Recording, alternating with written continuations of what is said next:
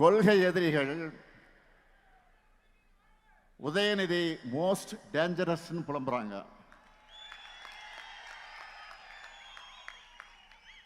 அந்த அளவுக்கு கொள்கையில ஸ்ட்ராங்கா இருக்காரு.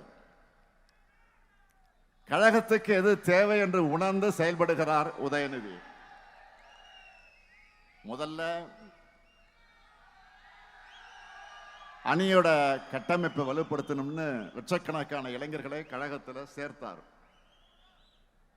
அடுத்து அவங்களை கொள்கை ரீதியா ஸ்ட்ராங்கா ஆக்கணும்னு பாசறை கூட்டங்களை நடத்தினார். அடுத்து நம்மளோட கொள்கையில இன்னைக்கு இருக்கிற தலைமுறையினரும் புரிஞ்சிக்க வேண்டும் என்பதற்காக புது பேச்சாளர்கள் அவசியம்னு உணர்ந்து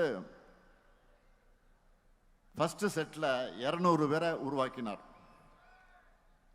அவங்க பேச்சையெல்லாம் கழக மேடையில் கேட்கும்போது எனக்கு அவ்வளவு மகிழ்ச்சியா இருக்கு. அடுத்து இளைஞர்களான நீங்க இன்னும் ஷார்ப்பா பேச, ஸ்ட்ராங்கா களமாட நிறைய புத்தகங்கள் உருவாகணும். அதுக்காக முத்தமிழ் அறிஞர் பேர்ல பதிப்பகம் தொடங்கினார்.